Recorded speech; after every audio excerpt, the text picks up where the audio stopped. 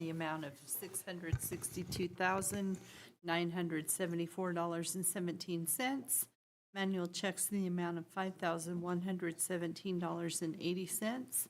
Payroll and liabilities for 8/23/24, the amount of $500,859.60, for a total of $1,168,951.57. Second. Do I have a second? Second. Is there discussion on any of the claims? No, Your Honor. All in favor, say aye. Aye. All opposites, say nay. Motion passes. Is there anything additional that the committee needs to review or discuss? Your Honor, I don't have anything else to present tonight. Okay.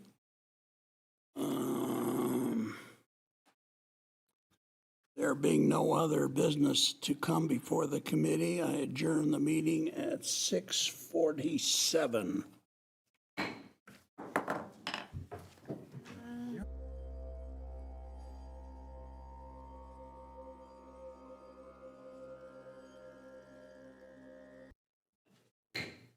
I now call the September 3rd, 2024 regular meeting of the Riverton City Council to order at 7 p.m. Councilmember Salisbury has agreed to lead us in the Pledge of Allegiance, after which I will lead us in invocation. If you could all please stand and get rid of your hats. I pledge Allegiance to the flag of the United States of America and to the republic for which it stands, one nation under God, indivisible, with liberty and justice for all. Heavenly Father, we're grateful for the opportunity we have to meet here together as a Riverton City Council, and we're grateful for the interest of the citizens of Riverton and the governance of Riverton. We are so grateful for the many people who are fighting fires around the state and the nation, and ask that it please bless them with safety, bless them with ability beyond their own, and that they can protect property and lives. We're grateful for their sacrifices that they make in time and effort and energy. Also ask that it please bless our soldiers, especially those who are serving from our area and other areas. Please bless our Wyoming battalion and help them to be safe and to be able to have the blessings of effort and having their effort rewarded, and to be able to have safety and be able to have thy guidance. We're grateful for our Riverton Police Department and the service that they provide, as well as the other law enforcement agencies in this area, and for our first responders in terms of ambulance service, and ask that it please bless them, that they will be able to be safe and be able to find those who are in need and be able to provide the assistance they need. We ask that it help us to have the Spirit with us throughout this meeting, and we say these things in the name of Jesus Christ. Amen. Amen.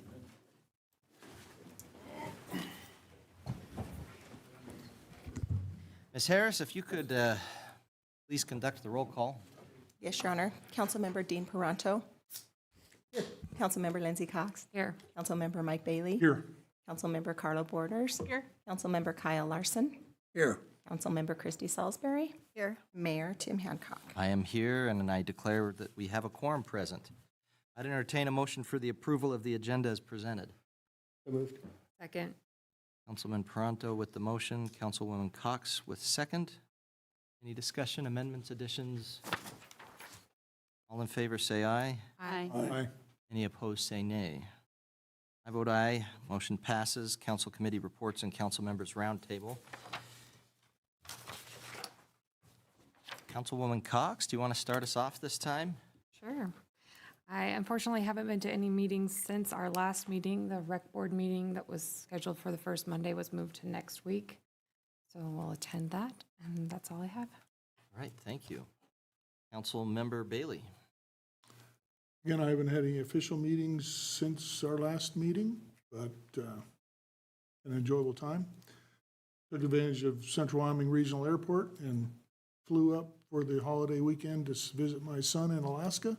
A little bit of a quick trip, but everything went very smooth and good. And it's nice to have a midday flight. I got back today at 2:30 here, so it was awesome. Good deal. Councilwoman Borders. Your Honor, I participated in the Finance Committee earlier this evening, and I'll let Al Larson tell you about that. And then I haven't had any other meetings, but PAWS is coming up this weekend, PAWS and Pearls. You can contact the Stock Dock or PAWS to get tickets if you're interested. Other than that, that's all I've had so far. All right, thank you. Councilman Larson. Your Honor, I have not attended any official meetings. I responded to a invitation from the Church of Jesus Christ of Latter-day Saints for a special viewing of the temple. I attended that and found everything was as and better. That's all I've done, Your Honor. All right, thank you. Councilwoman Salisbury. I also participated in the Finance Committee meeting, but I haven't had any other meetings since the last one. The Wyoming Senior Citizens Board was excited to see that the motion or whatever what do you call it? Senior Passed. Citizens District. Yes, district passed, so I think that'll be really nice to help serve the seniors in our community and statewide. So. Did we get anybody filing for that? I know that was vacant for a bit. I hadn't followed up to see. Okay. Councilman Pronto? Your Honor, I haven't attended any formal meetings, but I did attend the Wheels and Wings over in Lander on the 24th, which seems like a really long time ago, but I think it was only a couple weeks. They had a pretty good turnout of cars. Aircraft were a little fewer than normal, but a lot of that was just due to high winds and such. There's a lot of activity over there and was pretty well attended, though. As Council Member Cox mentioned, that we do have the Fremont County School District 25 Rec Board, Rec Board meeting next Monday on the 9th, and that starts at 7 p.m., and that's here in the back room that used to be called the Urbicite Room. I don't know what it's called now. Like back here at the end of the hall. What's that called? Wyoming room, or the bullpen. Yeah. The bullpen's this way. It's this one. Rendezvous room. I was Okay. going to say the Used to be Wyoming. the Urbicite Room forever, so that's still stuck in my head. And other than that, Your Honor, that's it. All right, sounds good. Thank you. Mr. Butterfield. Thank you, Your Honor. I do have a few items just to communicate to you and the audience. First, there will not be a Planning Commission meeting for this Thursday. However, this upcoming Monday, there will be a Fix Our Roads Citizen Committee meeting here at City Hall at 11 o'clock. As a reminder, that is the committee charged to advise you as council members on the use of the optional 1% funds. These funds are dedicated to the improvement of our roads and our infrastructure. We always encourage folks to attend that meeting, and the committee very much appreciates feedback from the public. So anyone interested in attending that is, again, Monday at 11 o'clock. It's hard to state it, but the summer is nearing closure. School's started. We appreciate all of our partners in Fremont County School District for what they're doing. And along with the start of school and the near end of summer, we announced that the splash pad will be closed for the season. We had a very successful operating year, and I know as far as my family goes, we've enjoyed the opportunity to utilize it. In fact, those are my favorite lunch breaks, when I can take the kids and meet them at the splash pad. Happy to report that we continue our efforts to recruit and hire to all of our departments, specifically providing an update as it relates to the police department. We've had a advertising period open since August 3rd for patrol officer. In the month that's been opened, we've received 7 applicants. 2 were rejected because of preliminary background review. 1 has already been through the interview process, and 3 of 4 scheduled for the physical test showed up today and passed the physical test. And we're also interviewed, and it's the intention of the police department to put those individuals into backgrounds. So we're encouraged with the continual effort of the police department and our human resource department to recruit and fortify our officers And we're proud of the team that we do have who are filling shifts and serving our community at the time. And we welcome those that are applying and are encouraged by the recent round of applications. I also received an update prior to this meeting from SkyWest Airlines reporting on the ridership for the month of August. I'm very pleased to report that for the month of August, there was 2,219 people that flew out of Central Wyoming Regional Airport. There are some times when you hate to be a broken record, but I'm really happy to be a broken record in this regard and say that once again, we set a record as far as passengers for the airport. Over a 12-year, longer than that, let me pull up the numbers. Over a 22-year period, the average for passenger enplanements in the month of August is 1,199. So with the performance for the most recent month of August that closed, it darn well doubled what the average is. We saw a significant increase from last year, which was 1,453. That's a 53% increase in ridership. So very happy to report that the investment that the community is making into commercial air service is providing the service that the community needs.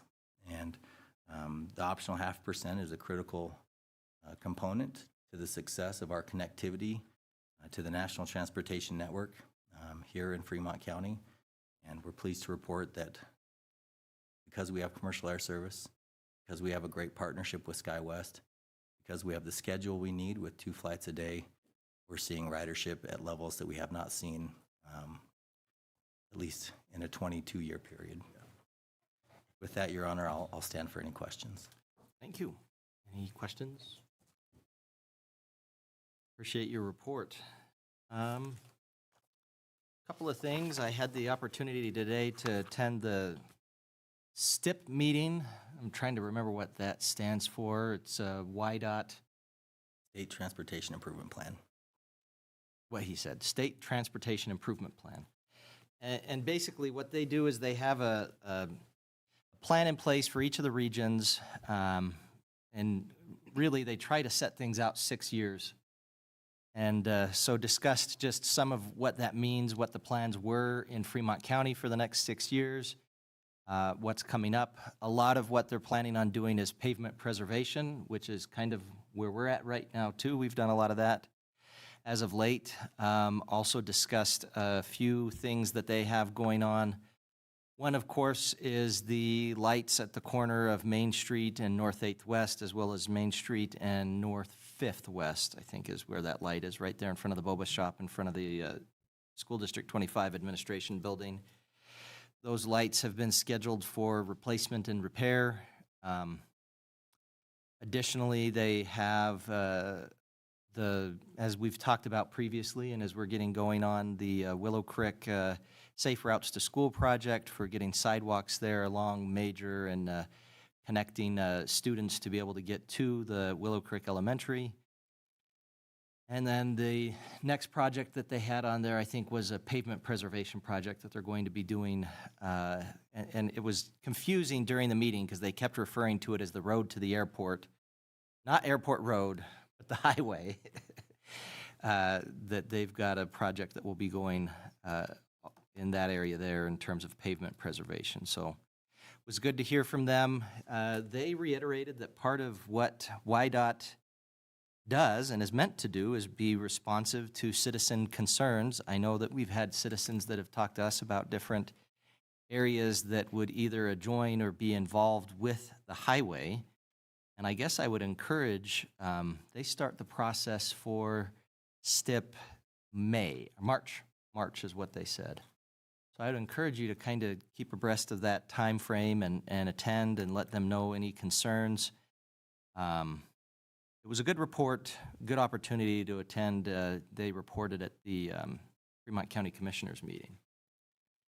I had the opportunity to attend with Councilman Bailey, the Rendezvous City Beef Roundup, which was a lot of fun. I was pleased to hear that the one that our table kind of unanimously had decided was the winner was in fact the winner. It was an outfit out of Buffalo, Wyoming, was the best beef in Wyoming. I got online to see if I could order even like some ground beef, and I can tell you they know that they have the best beef in Wyoming, at least their prices reflect that. So I'll save up for a couple of months and possibly get some beef from them. But it was a really fun opportunity. We had a lot of different local vendors and vendors from outside of the state that were there as well. It was really good to be able to see some of the different things that they had there. Of course, we had the Fremont local market there, others there, and some of the vendors from the Fremont local market that were set there. Like we got some fudge from What the Fudge, and it was just a lot of fun to go to that part with the family, and then it was also a lot of fun to ditch the kids and go and eat good beef. So enjoyed that. I also had the privilege of speaking at the graduation for the Job Corps students, and that was a lot of fun. We've got a really good program here. We've got really good staff, great students. They presented very well. A lot of students from all over, some of them that were local. I think we had 52 graduates, if I remember correctly, 52 or 54. Some of those were, some of the professional schools. Some of it was a combination of diploma as well as through one of the professional trade schools. The biggest program, if I remember correctly, was petroleum, and they were very loud and proud of being petroleum. And it was just a lot of fun, and I felt very privileged to speak at that. And I guess I just want people to know that it's a good program. I would encourage you, if there's, of course, an income requirement, but they really want to have more students from Wyoming there. They get a lot of students from outside the state, and that's fine, and of course they welcome them. But they really do want to have more students from Wyoming, and I think it really would fit the bill for a lot of our young people. I know when I was growing up, it was a big thing, it was an expectation. You go to college, that's what you have to do, at least in my family, and you don't have to. There's a lot of different options out there. They're very good paying trades, good opportunities, and I guess I would just encourage you, if you're thinking about different things that might fit the bill for your young people, I would encourage you to consider Job Corps. And I think that's it for my report. We'll move on. We've got the citizens' comments next. Anyone in the audience who wishes to speak about an item that's set for a public hearing, we'll make sure you're recognized and allow you to speak during that public hearing. If it's not set for a public hearing, generally speaking, when an item comes up on the agenda, if you could just grab my attention, put up your hand, we'll give you an opportunity to speak about that item on the agenda at that time. If you want to speak about something that's not on the agenda, however, you're welcome to take the time now. Come up to the podium, please tell us your name, and if you're with a group, I'd ask you to let us know the group that you're with. If you're a part of a group with many members, I'd ask you to keep all of your comments to 10 minutes, so kind of split it up between your group members. If you're an individual who wishes to speak, I'd ask you to keep your comments to 5 minutes. In general, I'd ask you to please keep meeting decorum during this. Address any questions directly to me. That's not because I have a big head or I think I'm all that. That's because, generally speaking, parliamentary procedure is to just address the chair rather than addressing individuals around the table or whatnot. I'd ask you to refrain from making comments of a personal nature that might reflect upon the character or conduct of an individual, name-calling, criticism, ridicule, that kind of thing. So if there's anybody who wants to speak now, feel free to come up and tell us your name.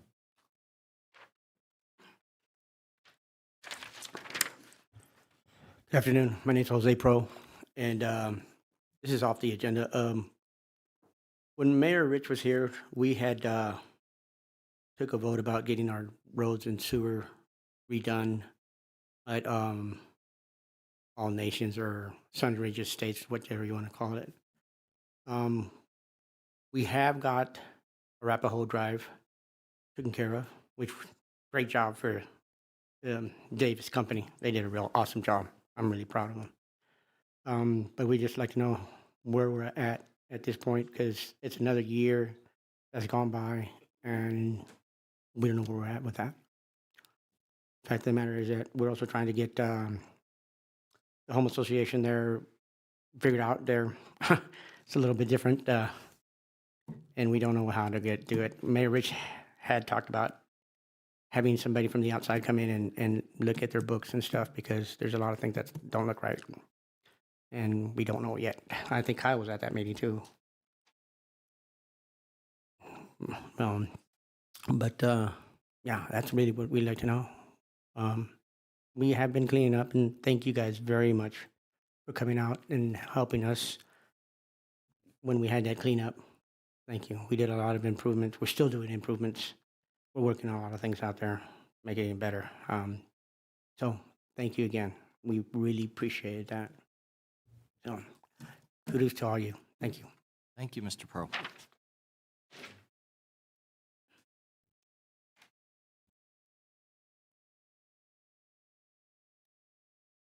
Anybody else? All right, we'll move on to the next item. Administrative Services Director, Mrs. Harris, could you please read the consent agenda items by title only? Yes, Your Honor. Approval of the minutes, August 20th, 2024, regular council meeting. Approval of the minutes, September 3rd, 2024, Finance Committee meeting.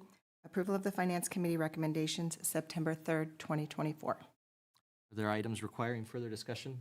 Your Honor, Finance Committee met earlier this evening, and consideration of claims to be paid were $662,974.17. Manual checks in the amount of $5,117.80. Payrolls and liability for August 23rd in the amount of $859.60 for a total of $1,168,951.57. Thank you. I'd entertain a motion to approve the consent agenda as presented. So moved. Second. Councilmember Bailey with the motion. Councilwoman Borders, the second. Any discussion? Your Honor, I'll abstain from any warrants paid to Traveling Computers and WYOMING. And I'll abstain from any Bailey Enterprises items on the Finance Committee report. Noted. Thank you. All in favor, say aye. Aye. I vote aye. Any opposed, say nay. Motion passes. Rendezvous Balloon Committee appointment, Deputy City Clerk's report. Thank you, Your Honor. Mayor and Council, the Riverton Rendezvous Balloon Committee serves as a municipal advisory board to provide effective and efficient means of promoting economic and recreational opportunities in the community. There is one vacancy on the Riverton Rendezvous Balloon Committee, as one of our members has recently resigned. It is the recommendation to appoint Luke Walker, who currently serves as an alternate member to the position of member. Tonight's appointment will put the balloon committee at full staff. Thank you. I'd entertain a motion to approve the mayoral appointment of Luke Walker as a member of the Rendezvous Balloon Committee. So moved. Second. Councilman Larson with the motion, Councilwoman Cox with the second. Any discussion? Is he going through wanting to be a pilot too, if I remember correctly? I Luke? believe that's in his interest to become a balloon pilot. I know that I saw him over at the Rendezvous rally, and that's what I thought was kind of his goals eventually, so great. Anything else? All in favor, say aye. Aye. Any opposed, say nay. Motion passes. Consideration of ordinance 24003 on final reading, trees and shrubs. Public Works Director's report, please. Thank you, Your Honor and Council. Before you tonight on third reading is an amended version of the ordinance we looked at last week or 2 weeks ago. This incorporates recommended changes on behalf of the council, as well as the business owner that voiced some concerns about the ordinance the way it was presented. In the council's packet, there was an amended version of the ordinance deleting some of the educational requirements. Also in definitions, it raised the small tree up to 20 foot at projected height and a medium tree to be 20 foot or higher, which seemed to comply with some of the insurance regulations that our business owner voiced. Also in the amended ordinance, we changed the registration and the educational formats. This now requires that any person or firm primarily engaged in the business of a commercial arborist who engages in that practice, that those heights of trees has to register with the city. That tree length was consistent with the council's desires. Also, the education section also refers to a firm that's primarily engaged in the business of a commercial arborist who engages in cutting, trimming, pruning, spraying, injecting chemicals, or removing trees in excess of 20 feet in height, or trees in excess of 20 feet in height on private property within the city shall comply with the national standards, the American National Standards, ANSI A300, which are the tree care standards that are adopted by the industry. Also, there was some language adjustments as we moved through that ordinance to make sure everything matched. We also added in a fee structure this time. I omitted that from the previous readings. I noticed that when we were rewording this or reverbing this that although we require a fee, there wasn't a fee structure in there, so that's been incorporated in this as well. Would stand for any questions if you have any. Thank you. Mrs. Harris, if you could read ordinance number 24003 by title only. Yes, Your Honor. Proposed ordinance number 24-003, an ordinance amending Title 8, Health and Safety of Chapter 8.20, Trees and Shrubs as Nuisances of the Riverton Municipal Code, and repealing all ordinances or parts of ordinances in conflict therewith, and providing for an effective date. I'd entertain a motion to adopt ordinance 24003 on third and final reading as has been presented in the packet. So moved. Second. Councilwoman Borders with the motion, Councilwoman Cox with the second. Discussion. Your Honor, I just have one question on the fees. Does it need to also state that any person or firm primarily engaged in the business of commercial, does it have to have the 20 feet and above as well? Is that one sentence? Or does that not matter during the fees? This, Your Honor. Go ahead, sir. Councilwoman, this is for commercial arborists only. And those are trees 20 foot, or actually greater than 20 foot. That is a commercial arborist. Okay. Anything below that length is not considered commercial, although they could. Commercial arborists could work on them, or trim them.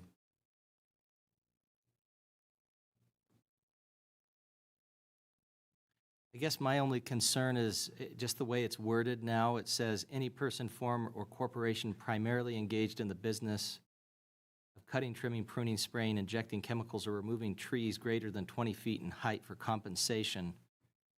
If you have an arborist, they're going to probably be working with all kinds of trees. And so I just wonder if that wording then makes it sound like you've got to be primarily working with trees over 20 feet.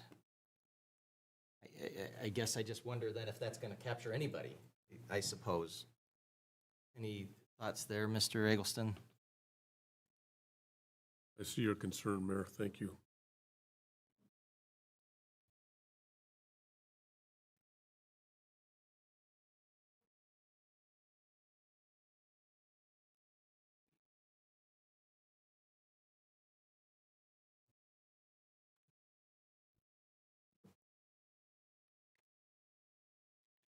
Well, we can let that Difficult to look percolate for a at. minute, maybe. Yeah, let me digest it a little bit. Mr. Smith or somebody from the tree board, or with Mr. Schwarrier, you're sitting there. Yeah, I was going to say. Okay. Mr. Schroyer, I know that the tree board was instrumental in recommending these ordinance changes, and I hope you can see that for the most part, I think we capture the vision of it and everything, and I think the council, for the most part, had no problems with the vast majority of this. I guess we just had run into some issues and had some testimony from Joseph Martinez about 2 weeks ago expressing some concern that his main business is doing yard care, grass care, that kind of thing, and then occasionally will be asked to trim a tree or shrub or that kind of thing, and was concerned about the requirements or the burden that this would place on him and other business owners. And trying to catch you up, I guess, if you hadn't heard or been apprised of that. And so the council in discussion had thought, well, what we could do is say, if you're engaged in the business of trimming, pruning, spraying, injecting chemicals, removing trees greater than 20 feet, which is what he had expressed from his insurance company, that they would not insure him for anything that was a tree greater than 20 feet if he were doing that kind of work. And so it wasn't meant to be just an arbitrary designation, but meant, based on what his testimony had been. Anyway, that was a lot to throw at you, but any kind of ideas or thoughts there based on some of that? Yes, Your Honor. Mr. Mayor, members of council, thank you for allowing me to speak. Yes, this has been a long process to get these updated ordinances through. There has been a small handful of changes through this whole process. Most of them have been workable as far as the tree board has been concerned, with some dialogue and some discussion. The one thing that I think concerns us, and I do apologize, I was out of town on business at the last meeting, so I maybe could have helped answer some of those questions 2 weeks ago. However, in direct relation to the part-time, I get it. Everybody's got a little bit different business structure. What you proposed there, I think, is workable. I'm not going to fuss too much about that. The one issue that I have that I want to discuss is the relaxing of the ultimate requirement for a certified arborist. The reason being, if we're going to increase the standard of our tree canopy in this community, we have to increase the standard of the professionals that are taking care of our trees. I can attest there is a lot of work going on trees that is not in the best interest of the trees. I don't even want to call it pruning because it's not. A certified arborist knows how and has been trained how to properly prune a tree and deal with the tree health in the overall manner. The concern that I kind of am reading here that I just want to bring forward for consideration, an arborist certification through the International Society of Arboriculture is a trade-based certification. Honestly, you give me any one of you 3 months and I can make you a certified arborist. Well, you will pass the test and you will know everything you need to know to go perform at that capacity. If it takes 3 years for somebody to get that, I got to question business practices or motivation for being in the industry. I know that's a little harsh, but this is my livelihood. I work with communities all the time trying to better their canopy. So for comparison, Lander in their city code 11911, arborist license and bond require proof of certification from ISA. Casper in their city code 12.32.075, commercial arborist license and insurance requirements requires within 3 years of obtaining a city license that they obtain their ISA certification. Cody in their city code 7.4.13, arborist license and bond, while not requiring certification, specifically mention and give preference to ISA certified arborist. These are just quick examples I come up with. I would like to see Riverton take a stance and better our tree canopy by upping the standards. So with that, I hope that answered your question. I think it did. I know that when we were looking at the requirements for this, my concern was When I just looked up the ISA application guide, it had given 3 different options basically, which was 2-year associate degree, 4-year bachelor's degree. I know that there was an assessment-based certificate program, which is I think probably what you would be able to do with an individual, get them to be a certified arborist. But I guess I just, when we were talking about it, the idea of somebody just kind of pruning a shrub and having to be somebody that has to go and be a certified arborist, it just seemed a little bit onerous. Well, and for clarification, the way the city code should read, in my interpretation, is it's the requirement for anybody that's going to work on public trees, right-of-way trees, city parks. The reason that we cannot require that for private land is just that. You can do what you want on your property, I can do what I want on my property, and I can hire who I want to do my trees. It's the concept of leading by example.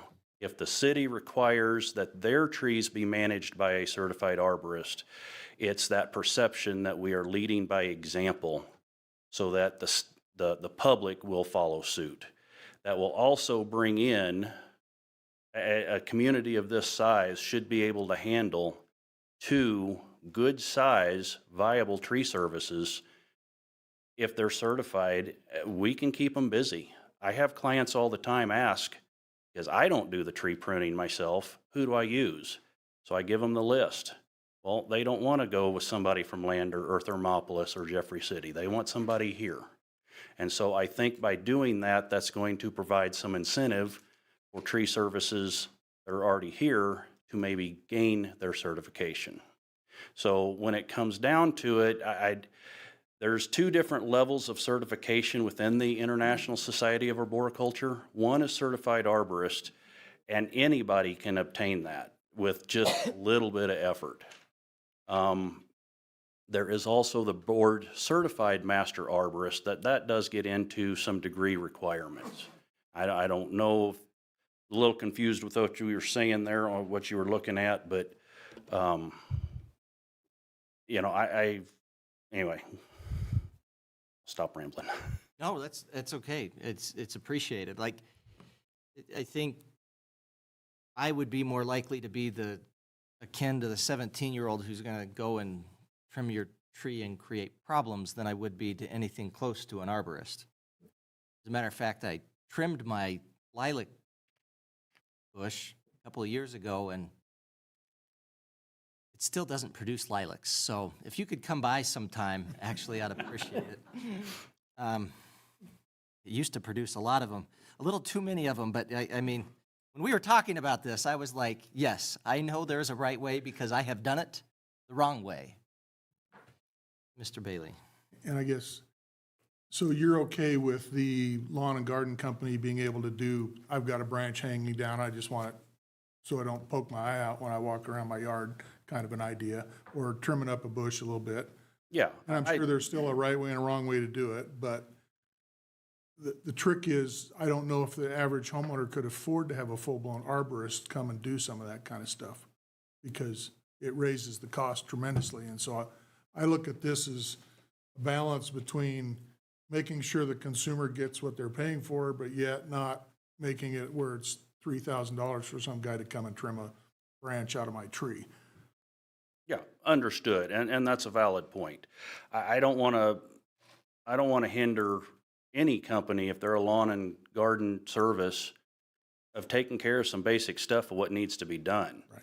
Now, I would like to see it pruned correctly, because in all honesty, pruning it incorrectly can damage the health of the tree ultimately, and I do have examples from in town where the tree has ultimately died. So maybe they saved some money, but now they're replacing a tree at how many hundreds of dollars, you know, but I get what you're saying. The language of how you guys have it proposed for primarily involved, you know, I'm not going to dance around that. I go back to, I would like for the city to require and put that verbiage back in that they are going to use or at least give preference to certified arborist. So it sounds to me, though, a part of the concern was this being done on private property? When we had read, and so so everybody's up on the same place, I guess, if you're looking at it, 8.20.01, definitions, commercial arborist. Means any person, firm, or corporation, the old language was engaged in the business of cutting, trimming, pruning, spraying, injecting chemicals, or removing trees, or shrubs or hedges and all other woody vegetation for compensation. Now, the proposed change would be any person, firm, or corporation primarily engaged in the business of cutting, trimming, pruning, spraying, injecting chemicals, or removing trees greater than 20 feet in height for compensation. As far as you're concerned, that language is fine. You're just wanting to ensure that when it comes to the care of right-of-way trees, so we're talking about trees that are going to overhang in right-of-way areas, and public trees, so we're talking about trees that are in our parks or other public areas, those are being cared for by a commercial arborist. By a certified arborist. A certified arborist. Thank you, because there's a big difference. Yes. We're talking about commercial arborist as part of our definition. Yes. And as it's stated, I think either there or maybe somewhere else in the ordinance, it excludes city workers from that certification. So this is what we're after is if the city has to contract out work on publicly owned trees, that the ordinance is going to require that they are certified, as certified arborists through ISA. Well, that's a little bit of a horse of a different color than what we've been talking about. Your Honor. Mr. Butterfield? In reference to the ordinance as proposed, I'll make note of section 82028, that's registration. It does make reference to the public trees, but there's also a specific reference to trees on private property. So it does require registration and insurance for a commercial arborist engaged in pruning, trimming, removing trees in excess of 20 feet in height on private property within the city. So currently your ordinance does include both public and private trees. Right. So the concern expressed by the tree board is really mainly the public trees and the ones that are in the right-of-way, and the right-of-way trees really were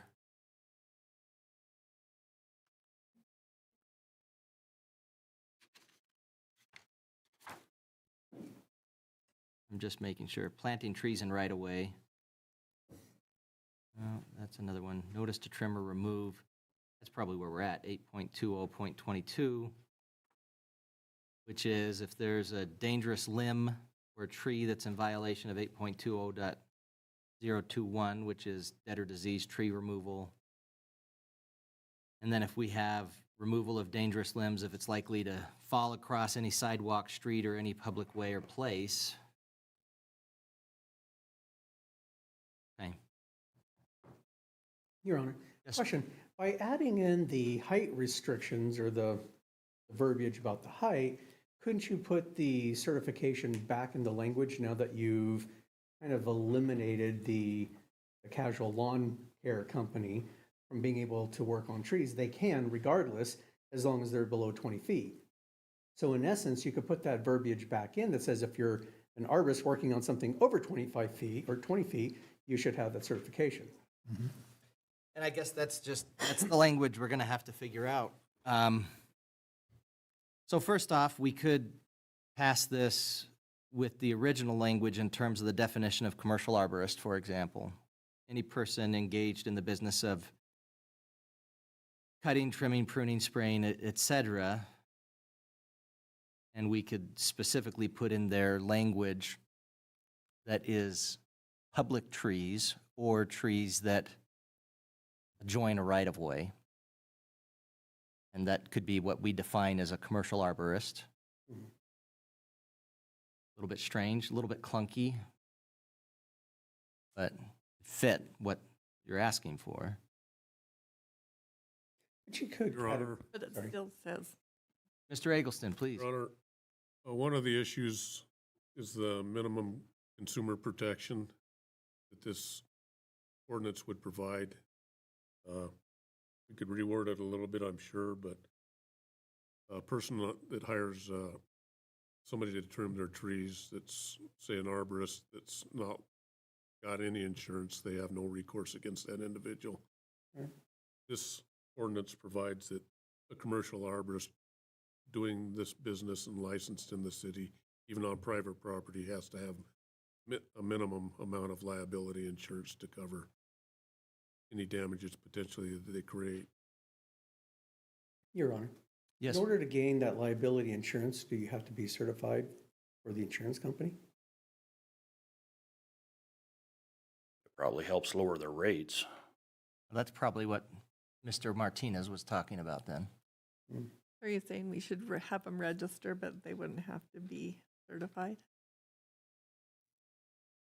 Well, I don't know what we're saying. Right Well, now, if I'm they're in at a regular- loss as to what to do because we've got one version here. We're talking about a separate thing, and then what was presented to us originally is a whole nother version. And we have three different things that are in front of us right now, and none of the language that you're proposing is in front of us. So that makes it a little bit hard to pass this today.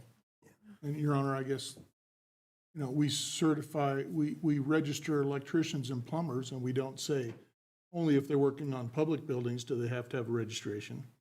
Mm-hmm. So I think we should either they have to be registered or you don't, one of the two. Whether it's public or private trees, I don't see where that should be any different.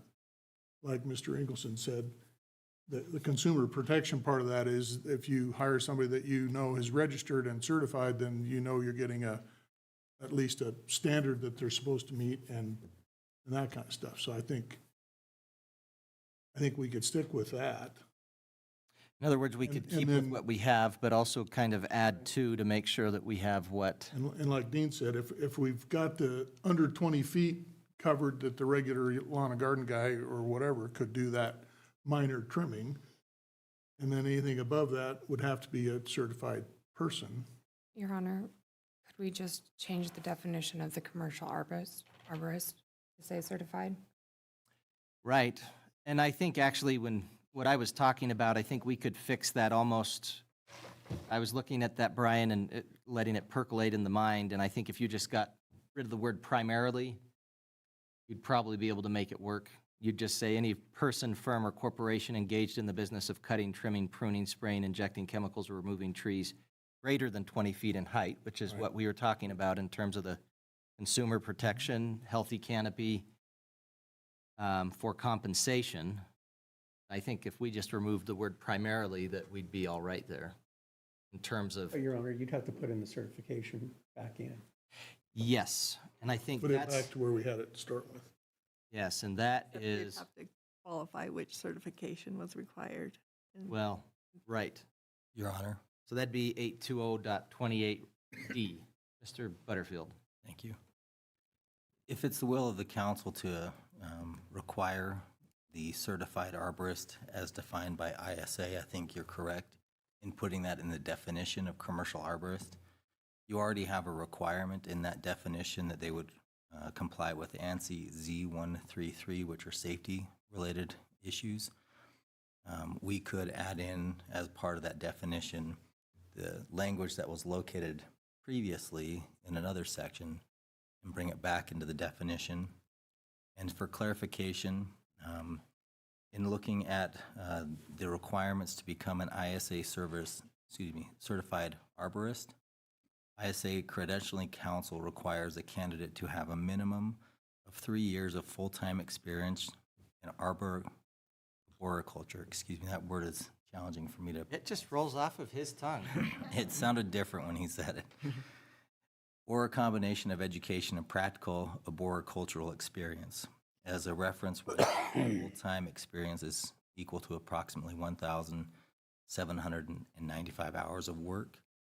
So requiring the 3 years of experience, that's 5,385 hours of experience before you would be able to stand for the test to become a certified arborist as required by ISA Credentialing Council.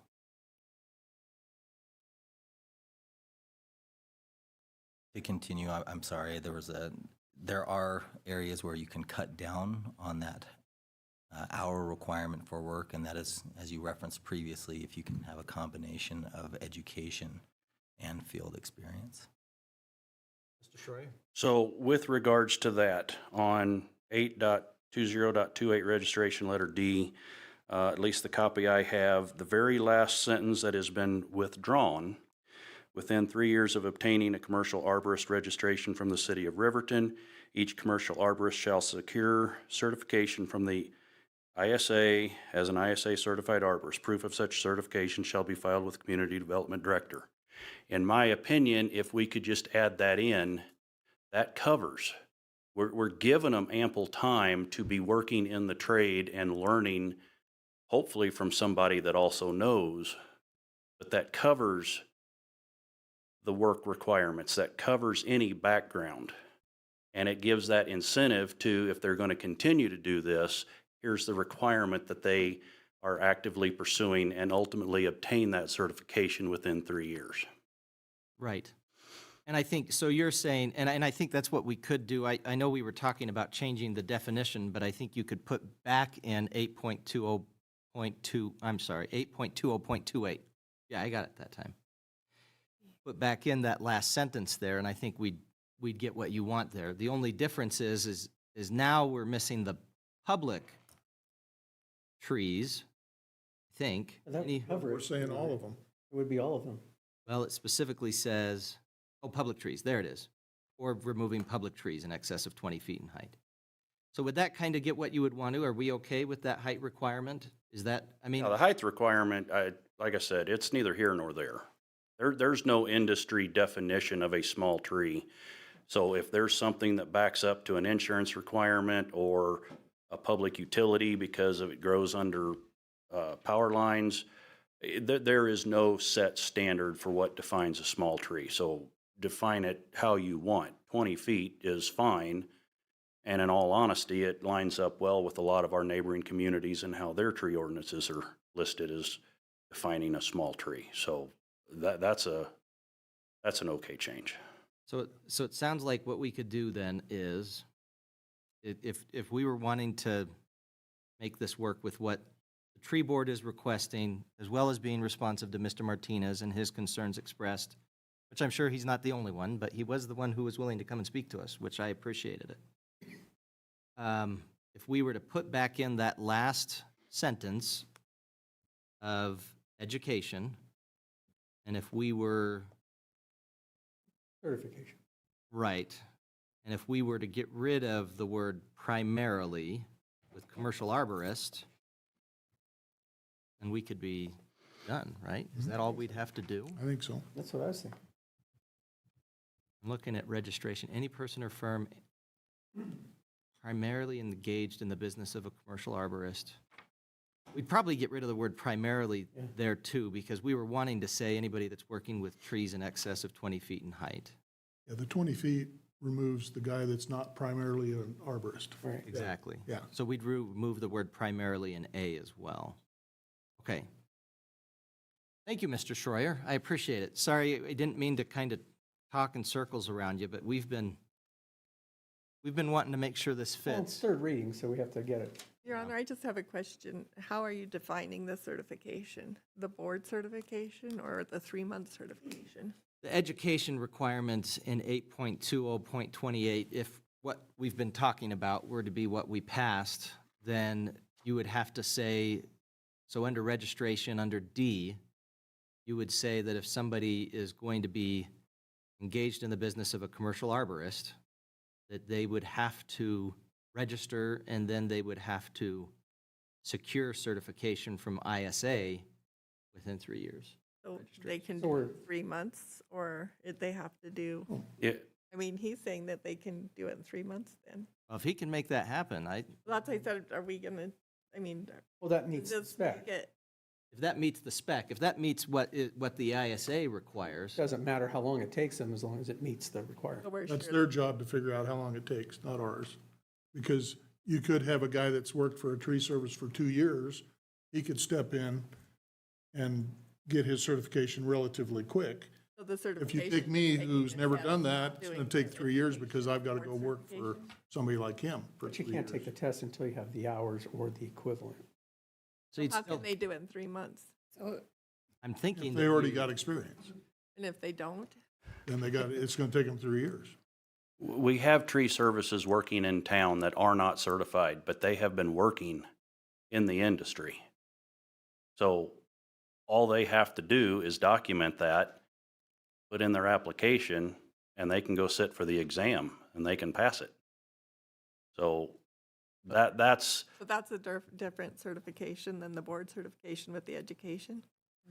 No, that is the same one. It's an Where you have alternative to have a method. bachelor's? If Okay. they go to CBSC and get an associate's degree in arborism, Arboriculture. arboriculture. Aha! I think I said it right. then they're okay. Because they've got the education and in place of the experience. They probably ought to have both, but that's their job to think figure it that does. out, not ours. It's just fewer hours. Right. Right, so. The challenge, excuse me, the challenge is, and it's, again, it's not our job to decide this, but sometimes these organizations have a tendency to create a chicken and egg scenario where I have CDL drivers, okay? So to be a CDL driver and to get an endorsement to pull dual, triple trailers, which you see BTI driving down the street all the time with those in my trucks too, okay? Well, you have to have 2 years' experience pulling dual triples to be able to get your classification endorsement on your license to be able to do that. Well, how do you go get 2 years of experience if you can't get the endorsement? Because if you don't have the endorsement, you can't drive a truck that's got dual triples on it. And so you create this never-ending quagmire that you can't get out of. And that, I mean, it's not our job to fix that. It's these certification organizations, but they do sometimes create scenarios that are not achievable without either spending a ton of money. I can pay 2 drivers to go drive a truck for 2 years and that guy could get his certification. Well, you don't want to have that happen. That's cost prohibitive. The employee's not going to pay for it. I don't want to pay for it. You know, and so that becomes the challenge, but that's not what we're talking about. So sorry to go on a rant. Just one more thing. So what does it cost to be certified? I don't have that right in front of me. There is a fee. It's obviously cheaper if you're a member of the International Society of Arboriculture, but you don't have to be. As with any certification standard, there's going to be a cost. But that's to run the certification. And not to hijack the meeting any longer, but just to give some context, when it comes to, we're talking ISA, but I'm also on a national board, the Certification Review Board for the Society of American Foresters, where we oversee the certification for certified forester and certified urban and community forester. So any certification program they are constantly looking to maintain the highest professional standards. And that requires a lot of time, effort, and money. So any of these certifications are going to cost. It should not be a hindrance to a business that's primarily engaged in managing our trees. They should make that back on their first client.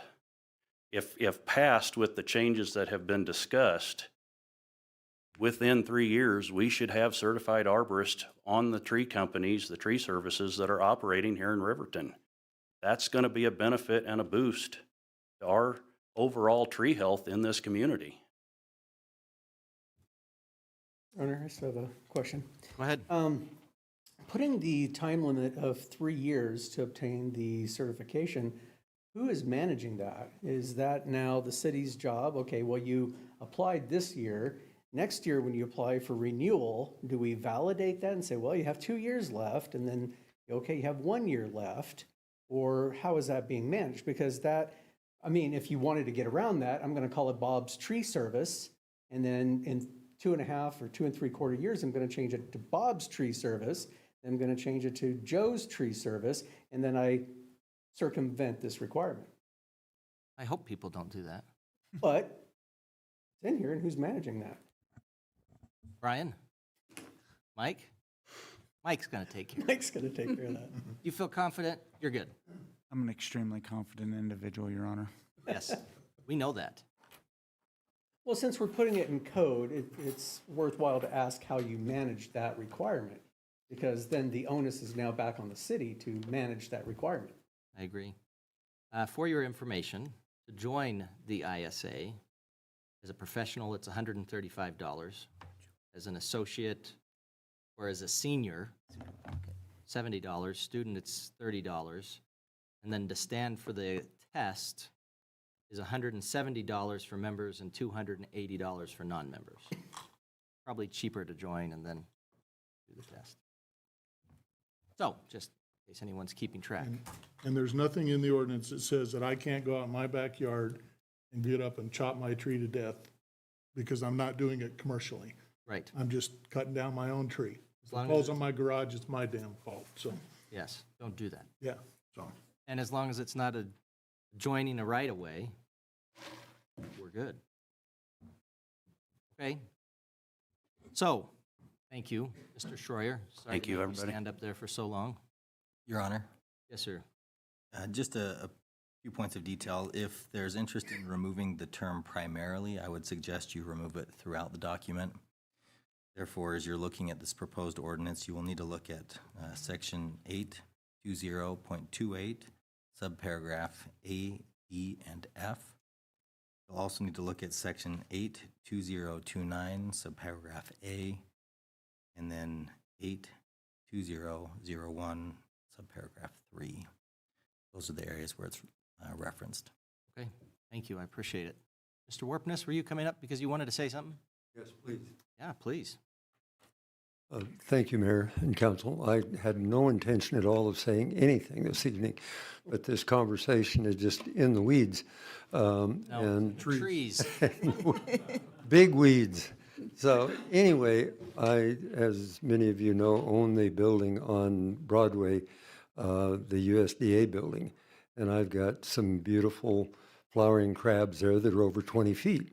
And every once in a while, I get a love note from the city that says, Ron, your limbs are too close to the sidewalk. Can you come and trim them?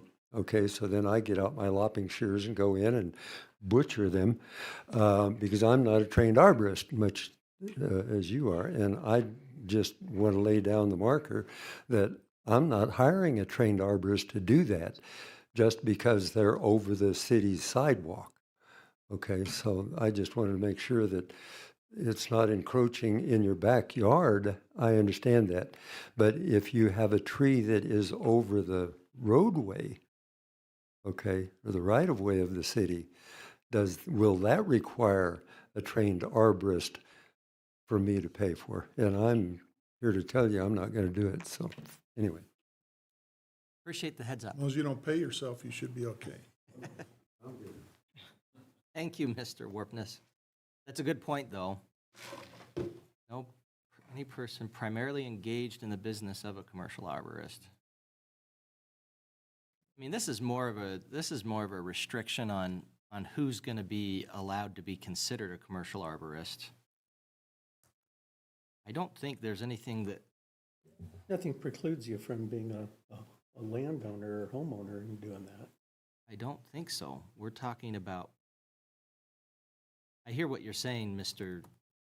Warpness, so that's why I'm looking at it again, and I don't think we've got anything that's particularly saying you've got to go get one. I know one, but, Your Honor, yes, sir. perhaps to help the council and answer Mr. Warpness's question, under section 82022 of the proposed ordinance, it talks about the notice to trim or remove, the love letters that do go to some of our property owners. There's nothing in that requires the property owner to hire a commercial arborist. So Mr. Warpness wouldn't be required to do that unless he so chose. We aim to please, Mr. Warpness. All right. Well, right now, it sounds like our discussion has carried us somewhere besides the language we have here. If there's a motion to amend, I'd like to hear it. Not, where are we at? I'll make the motion to amend as we discussed to reintroduce the language in, let me find it, in 8.20.28, section D, to reintroduce the within 3 years of obtaining commercial arborist registration from the city of Riverton. Each commercial arborist shall secure certification from the ISA, and the certified arborist proof of such certification should be filed with the Community Development Department, and also to strike the word primary prior to engage it in. Okay, so would that be in 8.20.28A and 8.20.28D and One more. F? Those are the three? And 8.20.29A. And Your Honor, 8.20.013. Thank you. That's my motion, Your Honor. It's a good motion. Second. Solid. Hey, it's been motioned and seconded. Ms. Harris, are you following? Not at all, Your Honor. You'll just have to hit rewind Mr. 15 Eggleston, we're times. good? Yes, sir, I got to remove all the primaries. And add the subsection back in. Yes. D. I think we got it. All right, we have a motion by Councilman Paranto to amend, and then we have a second by Councilman Bailey to amend. We have to do a motion on that amendment before we do the roll call. Okay. All in favor? Any other discussion on the amendment? Have we beaten a dead tree sufficiently? It doesn't work, does it? I'm sorry. Dead horse with the tree. Beaten a dead horse with a tree. All in favor of the amendment as been presented, say aye. Aye. Aye. I vote aye. Those opposed, say nay. Okay, so now we are on the amended motion. Any other discussion? Good? All right. If everybody's happy, that's a problem. Usually everybody's supposed to be unhappy. All in favor of passage of the amendment, let's do a roll call vote, please. Councilmember Dean Paranto. Aye. Councilmember Lindsay Cox. Aye. Councilmember Mike Bailey. Aye.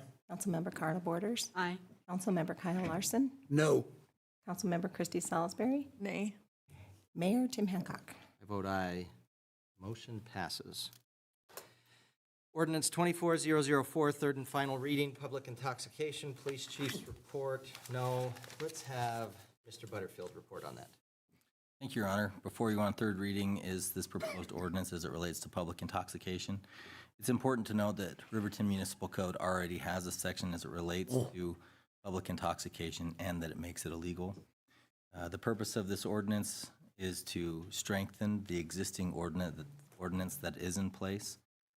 As has been discussed on first and second reading, additions to this ordinance include private property, and then it also provides examples of conditions related to public intoxication. On second reading, there was removal of terms in the proposed ordinance as it relates to community service hours, and then also conditions wherein an officer could utilize their discretion to take an intoxicated individual to treatment or hospital. So the streamlined ordinance as it was passed on second reading amends what currently exists in section 908-200, and that's what's before you this evening. I'll stand for any questions. Thank you. Administrative Services Director, if you could please read ordinance 24004 by title only. Yes, Your Honor. Proposed ordinance number 24-004, an ordinance amending Title IX, Public Peace, Morals, and Welfare to revise Chapter 9.08, Offenses Against Public Peace and Decency, Section 09.08.200, Public Intoxication of the Riverton Municipal Code, and repealing all ordinances or parts of ordinances in conflict therewith, and providing for an effective date. Entertain a motion to adopt ordinance 24004 on third and final reading. So moved. Councilman Bailey with the motion, Councilwoman Salisbury with the second. Discussion.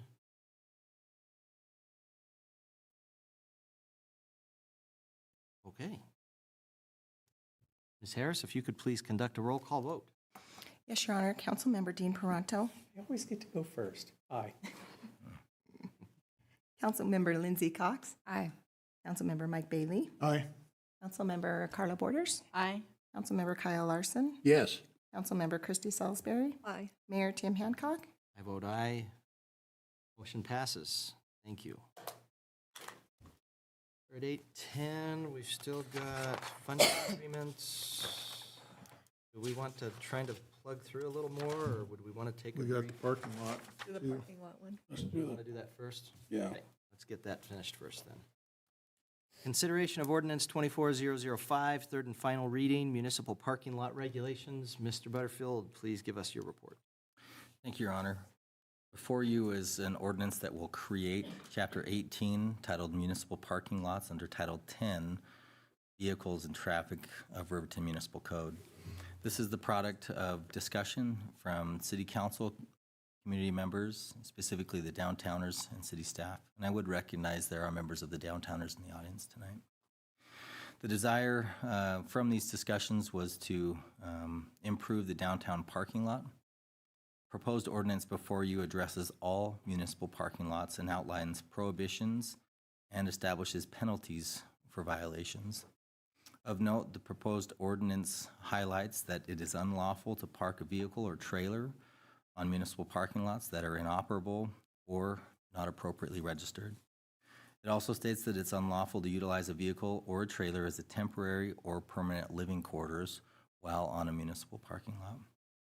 It also states that no trailer unhitched from the vehicle that is intended for its haul shall be parked on the municipal parking lots. Violations of the ordinance constitute a misdemeanor as outlined in Riverton Municipal Code.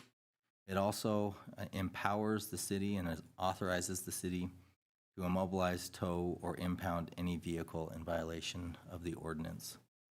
On first reading, there was a proposal to restrict overnight parking. However, after discussion from the council and the audience, that provision was removed. And so therefore, what is before you tonight on third reading does not include prohibition on overnight parking. As alternatives for you to consider, you may amend the ordinance as you see fit. You may adopt it as proposed, or you can provide other direction to the city staff as you deem necessary. Thank you, Your Honor. Thank you. Administrative Services Director, if you could please read ordinance 24005 by title only.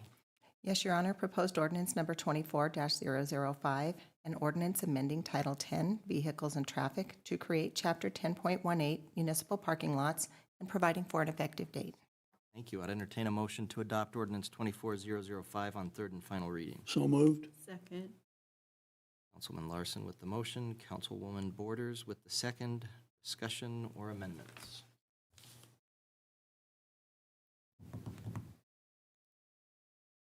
So as we have it right now, you could park there if you lived in one of the apartments close, or you could leave a trailer there as long as it's registered. You just can't, Drop it. well, Can be detached. Right, it's got to be Your still automobile. attached. okay? And you can't be sleeping in the car Basically, or yeah. trailer or whatever. So, Well, it can be a residence, can be overnight, can't. right, okay. You can't abuse public parking for parking's sake and make you convenient. Well, and it also does give the authority, which, as we had discussed, had not been previously specifically delegated, to have signage, regulations, and rules.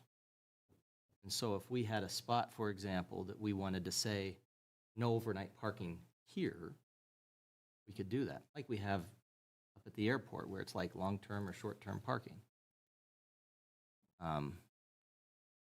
So it does give, I mean, we can still I make think it changes if addresses we the need. problems with leaving that's It happening right addresses now. part of the problems that we have at that parking lot, yeah. Yes.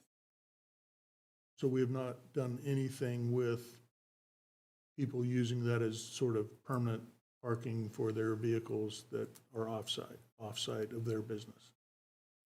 I don't think this would capture that. Okay. In discussion, we had elected, rather than jumping into a permitting program, And all the quagmire that comes with that, yeah. So, We're trying to address it, but we're trying to So use no a scalpel. trailers, but a vehicle would be okay. Okay. Your Honor, can we check with the downtowners that are here just to see what, they have any input? Any input?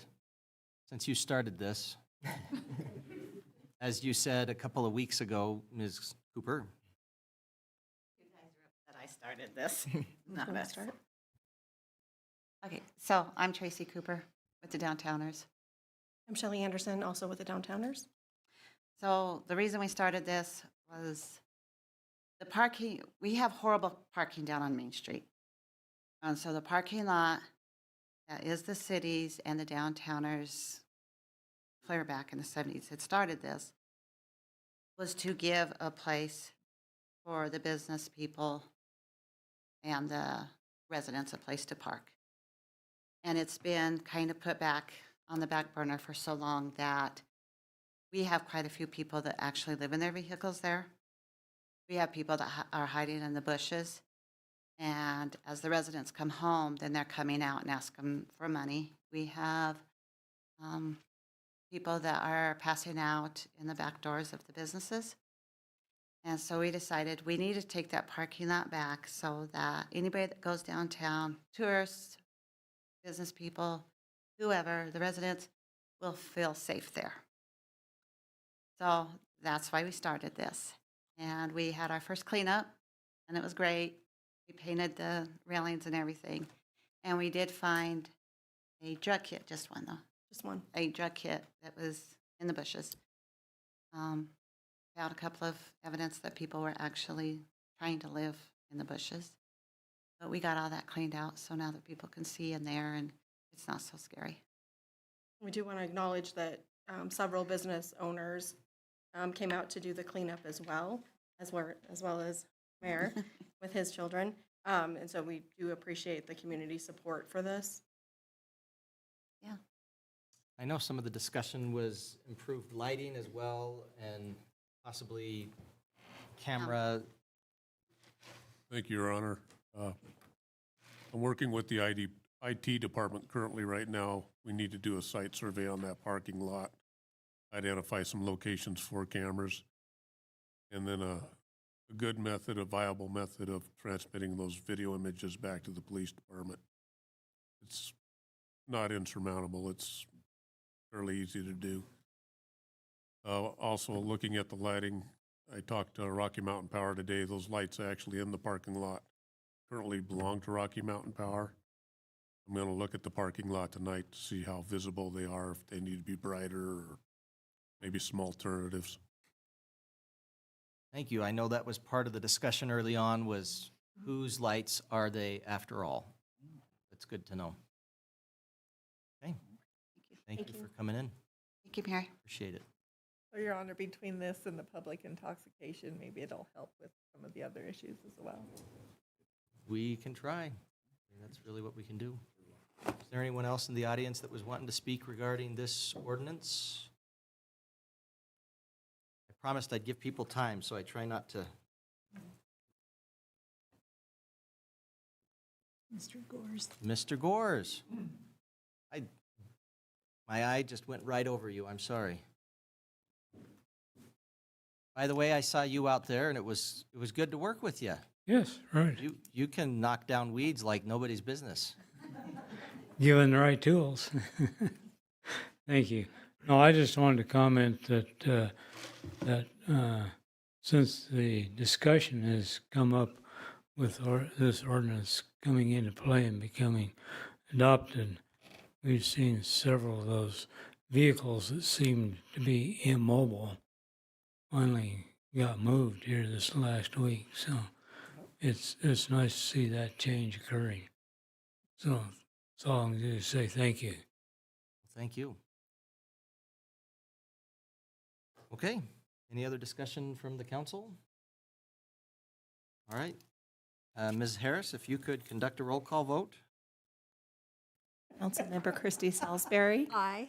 Councilmember Kyle Larson. Aye. Councilmember Carla Borders. Aye. Councilmember Mike Bailey. Aye. Councilmember Lindsey Cox. Aye. Councilmember Dean Peranto. Mayor Tim Hancock. I vote aye. Motion passes. I would note, if anybody was noticing, I know that Mr. Paranto tends to be called on first, so I specifically didn't call on him first for the reports today. I try to do what I can. All right, well, I think that's It's what just a most, left to right world, that's all there is to it. All there is. I would say, why don't we take a brief recess? Recess until 8:30.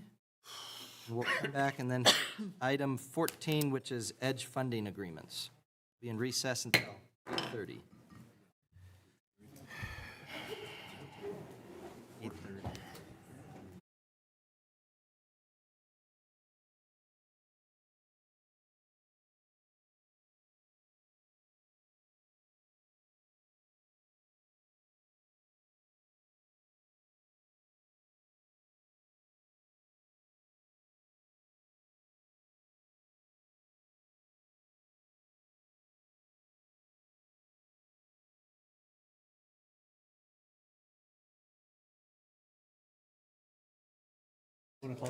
You ready? 8:30? You ready, Max? Oh, yeah. Staff, ready? Sorry. I'm just kidding. My apologies. I cannot control them anymore, Mayor. You have a taser, right? Do your best. I declare we are back in session for the regular meeting of the City Council at 8:30. Next up on the agenda, Evolve, Diversify, and Grow Our Economy, EDGE funding agreements. Ms. Harris, you've done a lot of speaking tonight, but you could please give us your report. I'll do my best to keep it brief. Thank you. On August 6th, the City Council considered funding recommendations from the EDGE Committee for applications received between June 1st and June 30th. The applicants presented, the EDGE Committee met again and made recommendations to the recommendations. Then they brought those forth to the council, which you have approved. And we are now at the phase where we are just going through the agreements. And we've prepared the attached agreements for council consideration for you. There's 4 particular organizations that were approved for EDGE funding. Each of the agreement details the approved purpose for which the applicant requested the funds. And there are also several clawback features in the agreements that have been standard in all of the agreements at this point. The information is outlined in detail in your packet, and it is available on our website. And at this point, the staff would just recommend the council approval to proceed forward with the agreements for the EDGE funding between the 4 entities. I'd stand for any questions. Thank you. I appreciate it. So we could just take these one at a time. I'd entertain a motion to approve the agreement for use of economic development tax funds between the City of Riverton and Pertec Industries, Inc. So moved. Second. Motion by Councilman Larson, second by Councilman Paranto, third by Councilman Bailey. All right, any other discussion?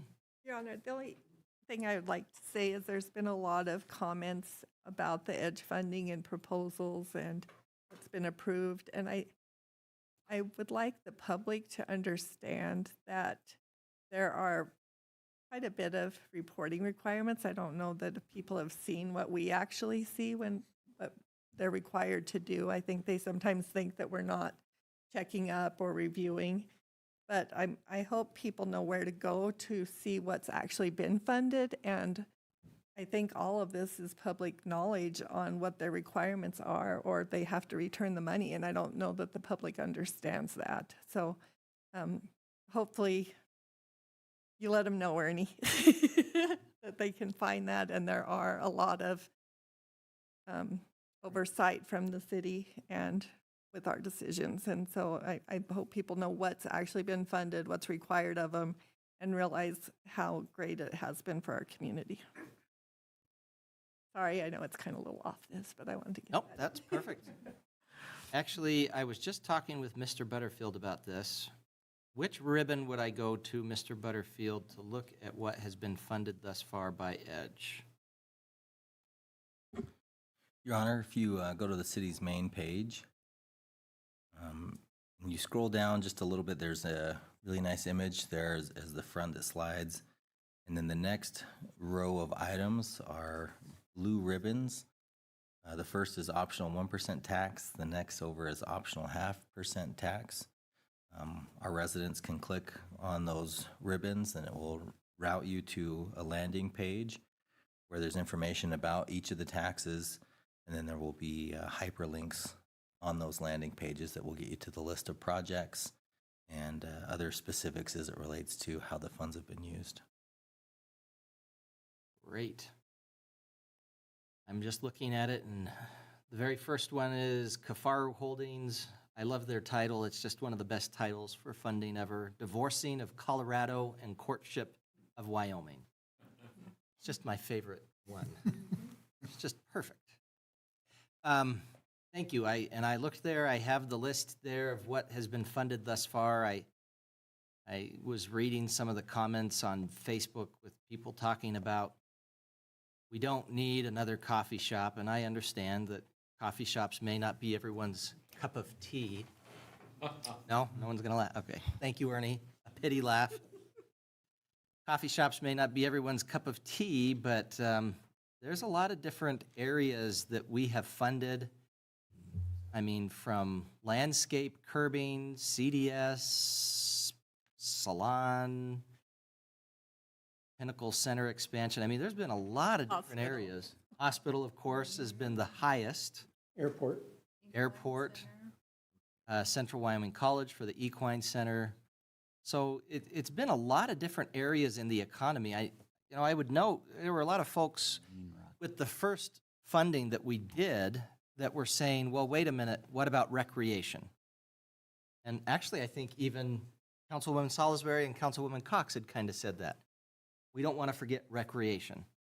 So I think being responsive to that, we had approved funding for the Riverton Ice Hockey Association, as well as the Riverton Youth Soccer Association.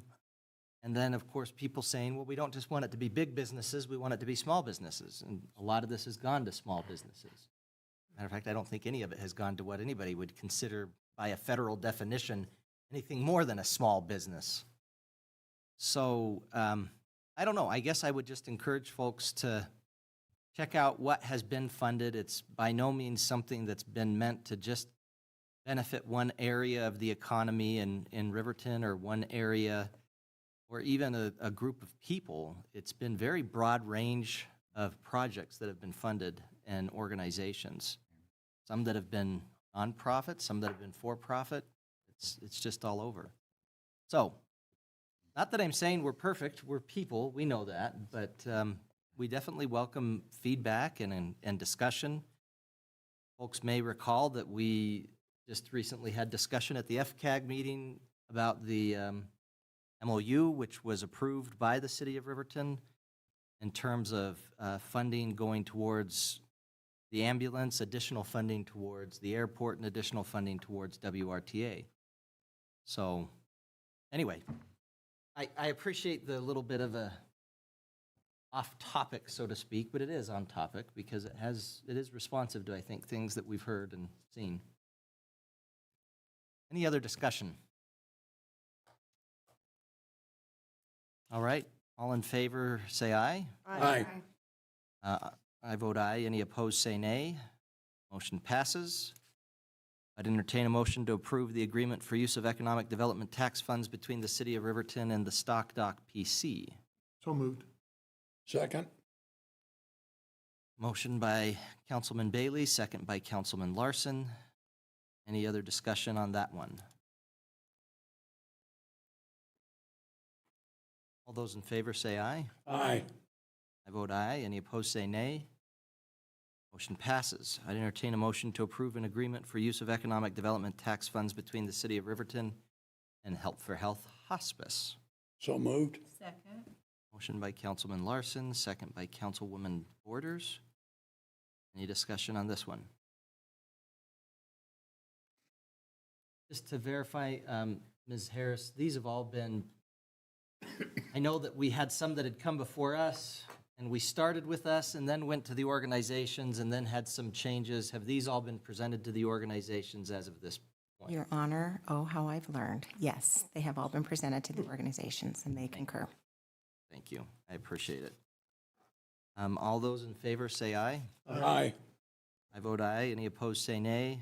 Motion passes. I'd entertain a motion to approve the agreement for use of economic development tax funds between the City of Riverton and Shannon Watts Art and Design. So moved. Second. Motion by Councilwoman Borders, second by Councilman Bailey, I think. I stopped. Oh, okay. I thought I heard an echo, like somebody said second right when he did. Any discussion? All those in favor say aye. Aye. Aye. I vote aye. Any opposed say nay. Motion passes. Thank you very much for your hard work on these, Ms. Harris. Thank you. All right, next up, Resolution 1509, Federal Mineral Royalty Grant. Mr. Eggleston. Thank you, Your Honor. Get to my spot again. As you recall, during the preparation of the fiscal year budget, staff had proposed a Spruce Street water and sewer line project, replace approximately 980 foot of transite pipe and undersized sewer line, clay pipe. This project had to be bumped out of the FY25 budget because of other priorities. This year, the state of Wyoming has opened up the ability to apply for federal mineral royalty capital construction grants again. We would like to submit a grant on behalf of the city to bring this project into fruition. Our engineering estimate on it is $775,000, including a 10% contingency. We'd be seeking $571,000 funding through the SLIB board, through the mineral royalty program. We'd fund our match with $203,438 split between the water and sewer enterprise funds. And we request your approval to move forward on this grant application. I'll stand for any questions. Thank you.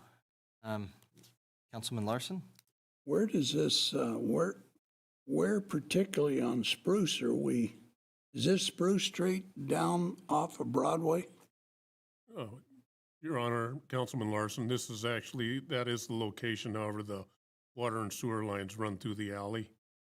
So that runs through the alley on Spruce. It comes on Broadway and Forks, or joins into Broadway? Joins into Broadway and then continues east through the alley and then ties into some other lines. So we're going to dig up the alleyway on Spruce? Correct. Yippee. All right, Administrative Services Director, Ms. Harris, could you please read Resolution 1509 by title only? Yes, Your Honor. Resolution number 1509, a resolution authorizing submission of a federal mineral royalty capital construction account grant application to the State Loan and Investment Board on behalf of the governing body for the city of Riverton. Thank you. I'd entertain a motion to adopt Resolution number 1509. So moved. Second. Councilwoman Borders with the motion, Councilman Bailey with the second. Any discussion? Your Honor? Yes, sir. Since I own a property on Spruce, does that mean that shouldn't vote on it? It would benefit me greatly. In fact, I've had that sewer line replaced on one part that the city of Riverton did, and that put them so deep in the hole that they got rid of that project and gave it to somebody else, home warranty type deal. I think that's up to you. Well, Councilman I'm just wondering, I mean, Yeah, she should have abstained. so I can abstain, okay. If you question it, you should abstain. Any other questions? No, thank you for helping me. We have a legal opinion. I was in a real dilemma. Okay. Any other discussion? Why we sit by each other? All those in favor say aye. Aye. Any opposed say nay. Any abstaining, please identify yourself. Aye. Okay. Thank you, Councilman Larson. but I still benefit from it. Okay. All right, consideration of resolutions 1510 and 1511, Federal Aviation Administration, Wyoming Department of Transportation grant applications. Public Works Director's report, please. Thank you, Your Honor. It's getting late. These resolutions support the applications for grants through the federal government and the Wyoming Department of Transportation. In total, there are 4 grants. There's 2 grants associated with each resolution, the federal grant and the Wyoming, or the WYDOT grant. This is to fund a project up at Central Wyoming Regional Airport on the North General Aviation apron. This project has been identified through our evaluation, and WYDOT's evaluation is in the capital improvement project to prioritize projects that are eligible for federal and state funding, and this project has been identified as a project needing to be completed.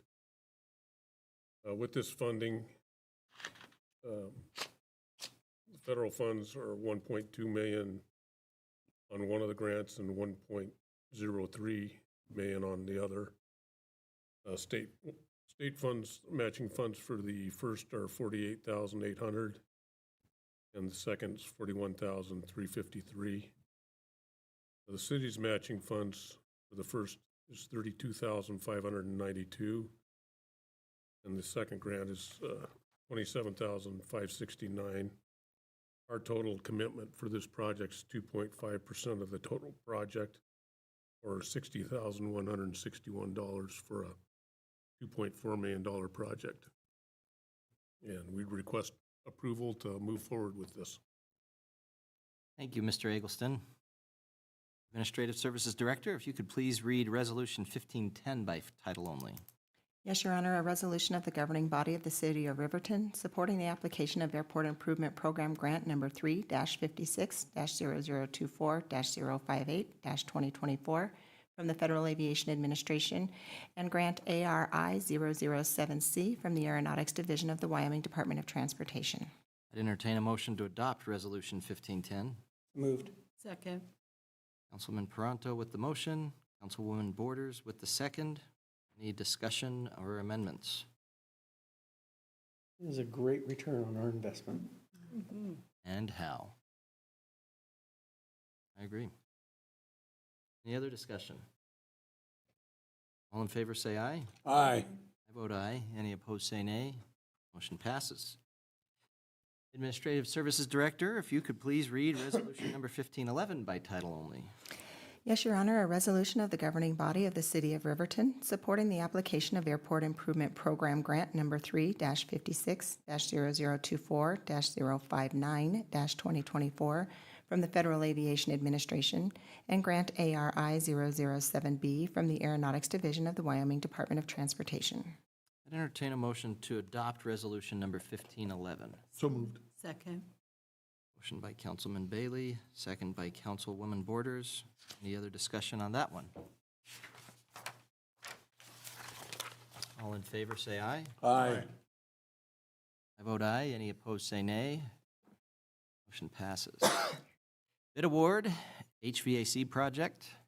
Mr. Miller, you could give us your report. Yes, Your Honor, Council. During the preparation of the fiscal year 25 budget, the Riverton City Council authorized the HVAC systems upgrade project. As a part of the budget preparation, $1,450,500 was budgeted for the project in the general fund capital budget. The project replaces all remaining HVAC units minus RTU-1, which was replaced in 2023 on City Hall, and the complete mechanical system for the commercial terminal building associated with Central Wyoming Regional Airport. The city applied for and received American Rescue Plan Act ARPA grant funds in the amount of $1.258 million in fiscal year 24. The awarded grant required the city to match with $442,000. A significant portion of this match is covered by the completion of the aforementioned RTU1 project in the amount of $275,000. $275,000 is a heck of a deal. Wyoming state statute requires that projects of the size of the HVAC systems upgrade be competitively bid. Specifications for the bid were prepared in-house. On July 2nd, 2024, the city of Riverton began advertising for these bids. Those bids were publicly opened on August 19th, 2024. The following is the breakdown of the statewide competitive bid. Sweetwater Air bid $617,533. The budget impact on this one here is going to be a little bit, I'm going to attempt for this to not be confusing, and I want to relay. First of all, Sweetwater Air was the lone bidder for this project. The bid was reviewed for responsiveness and determined it was a responsive bid. On top of that, the mechanical functionality of the system that Sweetwater Air is proposing in their bid and the way that they were the lone bidder on this allowed us to talk about a potential controls package.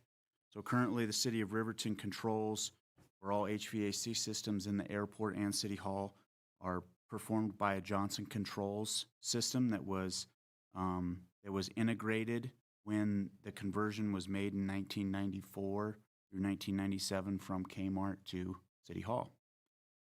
It's a dated system. It's very troublesome, especially with new equipment, which has its own standalone. They have their own standalone head units, and so we were going to be able to function with a new system without upgrading the controls, but it was going to be more cumbersome with the gap in the budget. We had the ability to go back and look at using an upgraded control system for this. That is the secondary, that is the addendum bid amount that you received that I notified everybody of today of $228,265. This controls package bid is for complete control to go from Johnson Controls to a Train head unit, which is Train is the manufacturer for all the proposed units and the existing new RTU1 unit on City Hall.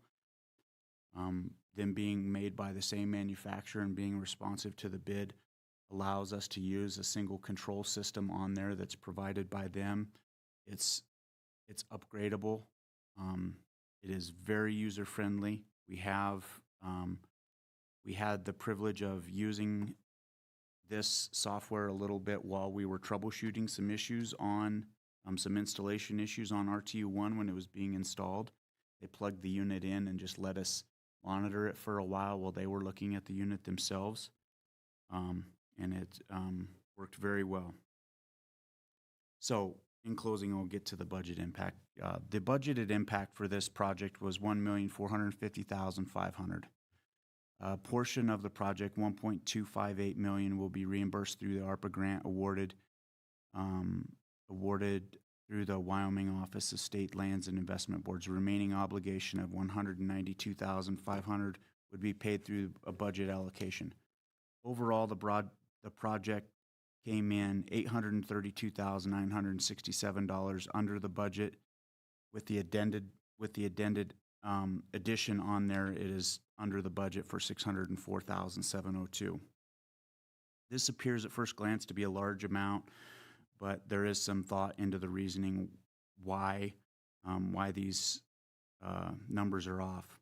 We put out two different versions of a bid. We put a direct replacement bid out, direct like for all units, and then I put out a bid to have all of the large-scale units on all of the buildings upgraded to industrial units. Industrial units have a tendency to last longer. We had the capabilities on City Hall to upgrade to industrial units. We did not receive a bid to upgrade to industrial units. And when reviewing the bid and looking at the prorated cost compared to longevity, it was going to cost a lot more money to upgrade to industrial units than what we were going to get out of the longevity. The system's actually designed pretty functional. Where we have industrial units, those are the only units that function for a whole zone. Where we have commercial units, which is a step down from industrial units, we have multiple units controlling a single zone.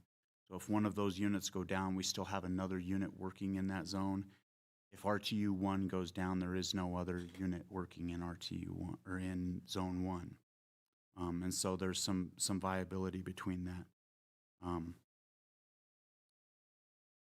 In our original design for the building, we used industrial units where there is no backup.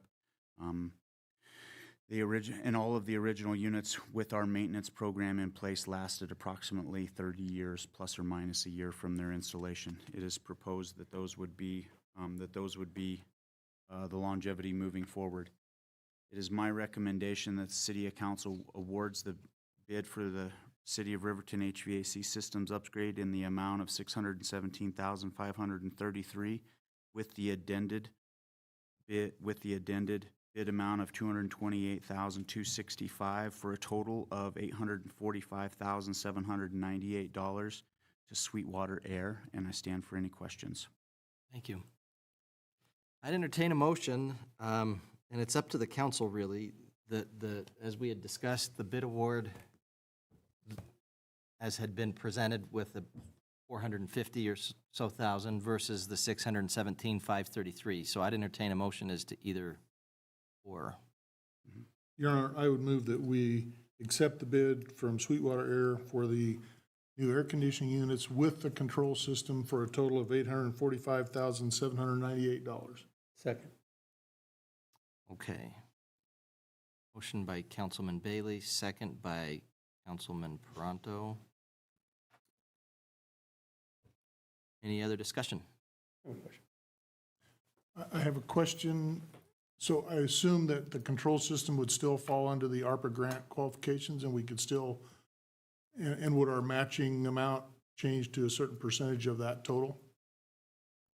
Mr. Miller? Your Honor, Council, the control system absolutely applies in our initial grant. Our initial grant application has controls written into the grant as possible. It wasn't written into the bid because I wasn't able to limit a certain type of unit, so I had to see the type of units before I could look at what type of controls would work for them. And we have already committed $275,000, and I believe I need to work with Mia and the SLIB board if we approve a bid underneath that, what that is. I believe we have, if we meet our percentage of grant, which we currently would meet today without committing any more dollars, I believe that is where we would stay at the percentage of approved. So to follow up, the RTU 1 unit and this bid together, we've so far put in $275,000, and that may cover our match portion, or pretty close at least. Yes, Your Honor, Councilman Bailey, yes, I believe that to be the case. Okay. Because when we had done the grant, it had been together. Mm-hmm. Mm-hmm. Okay. Question here.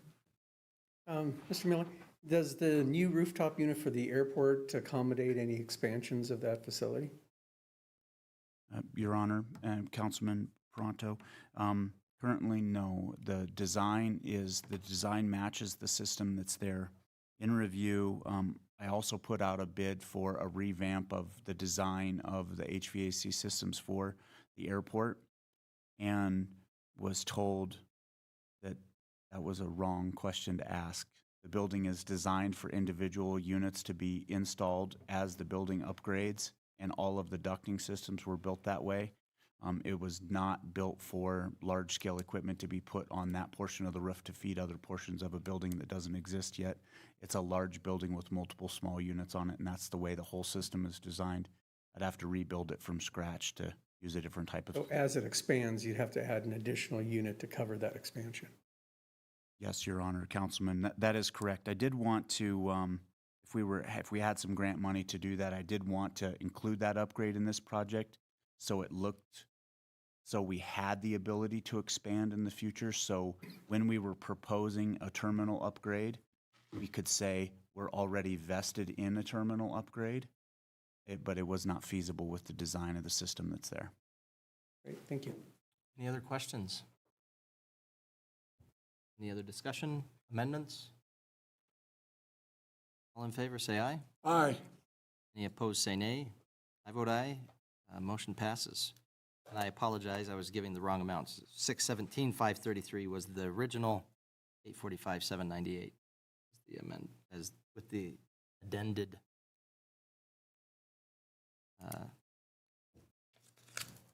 bit of the project. All right, bid award, North GA Apron, Public Works Director's report, please. Thank you, Your Honor. In June of this year, bids went out, or bid requests went out for the rebuilding of the North General Aviation apron.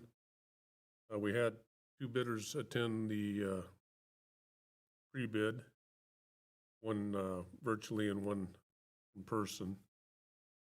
The bids were advertised, they started advertising on June 6th, June 13th, and June 29th, 2024, in the Riverton Ranger, Casper Star Tribune, and Denver Daily Journal. At the time the bids were received, only one bidder had submitted a bid. That was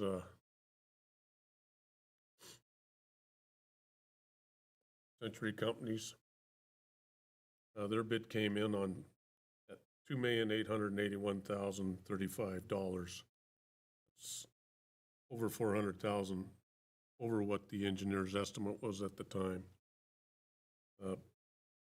Being the only bidder, our representative, our Woolport, our consulting engineer, was able to go back and negotiate that price. They opted to change it. The mill and asphalt overlay was changed from a 3-inch depth to a 2-inch depth. The concrete pads would be milled, but we're not going to replace those concrete pads as they're still in relatively good condition.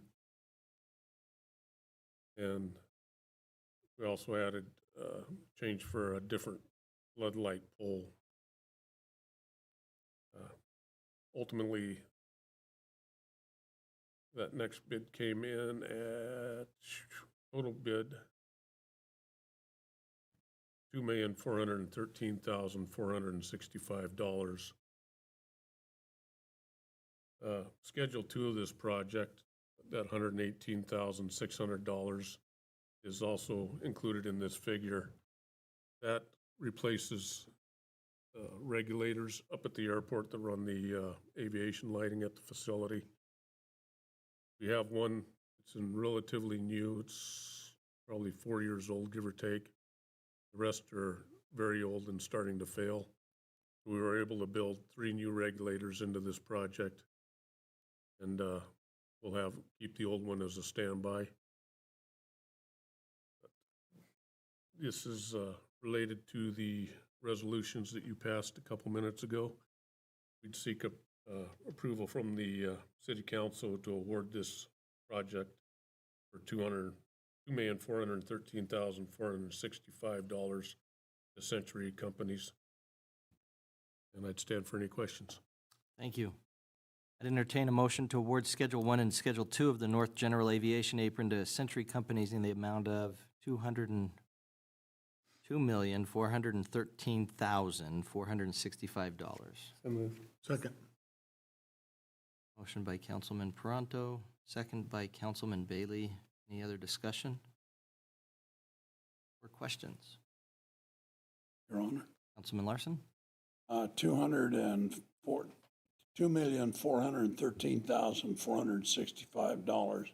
What portion of that does the city of Riverton handy up? Mr. Eggleston? Our portion of that is 2.5% of the total, or $60,161. That's a heck of a lever.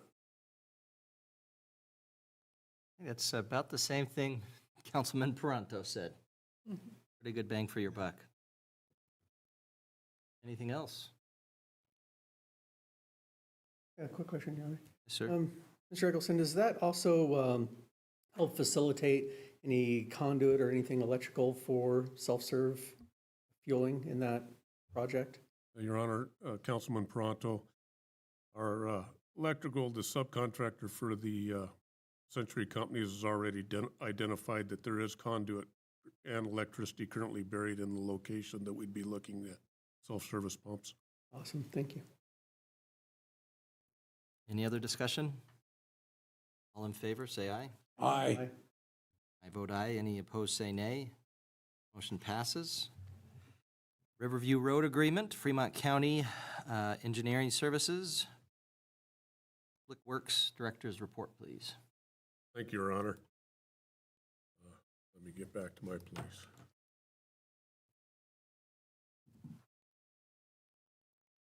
This, before you tonight's an agreement between the City of Riverton and Fremont County to design the Riverview Road Construction Project. This project would, at the eastern boundary, would start at Spire and run west to Rhine Road, where it would meet up with the last improvement project. The Fix Our Road Citizens Committee, the 1% committee, budgeted $150,000 for our share of the project. The county, with their 1%, also budgeted $150,000. Early this summer, the county began soliciting consultants for the design of this project. They assembled a selection committee composed of staff members from the city, county, and WYDOT. And the committee selected Sage Civil Engineering from Cody as the consultant. And we're currently still negotiating the cost of that service. This would allow us to share the expenses for the design on that project and hopefully have a good design before the construction season starts next year. And I stand for any questioning. Thank you. I'd entertain a motion to approve the MOU between Fremont County and the City of Riverton to share costs for the design of the Riverview Road construction project. So moved. Second. Being that. Councilwoman Borders with the motion, Councilman Pronto with the second, Councilman Bailey with the third. Any other discussion?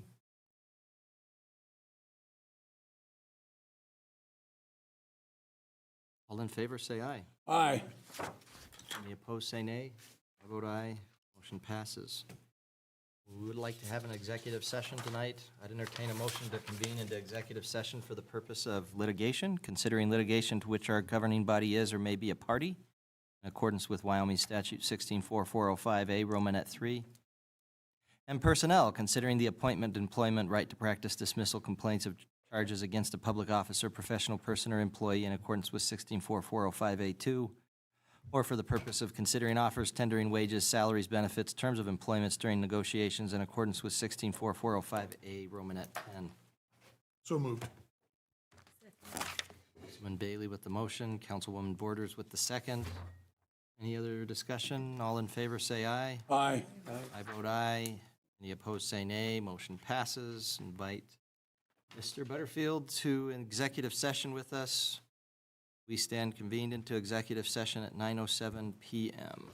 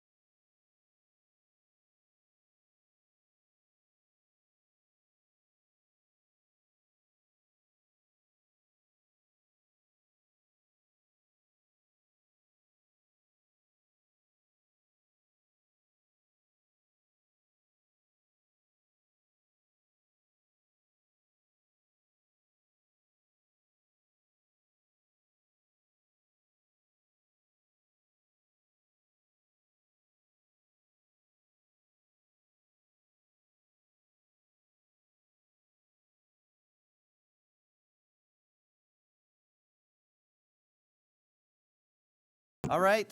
I'd entertain a motion to reconvene into into regular session. So moved. Second. Councilman Larson with the motion, Councilwoman Salisbury with the second. All in favor, say aye. Aye. Any opposed, say nay. I vote aye. Motion passes. Regular session is now reconvened at Adjourn. 10:07 PM. We have a motion to adjourn by Councilman Toronto, a second by Councilman Bailey. All in favor, say aye. Aye. Any opposed, say nay. Motion passes. I vote aye, by the way. We are adjourned at, 10:07 PM. Hot dog. Under a minute. Thank you. Thank you.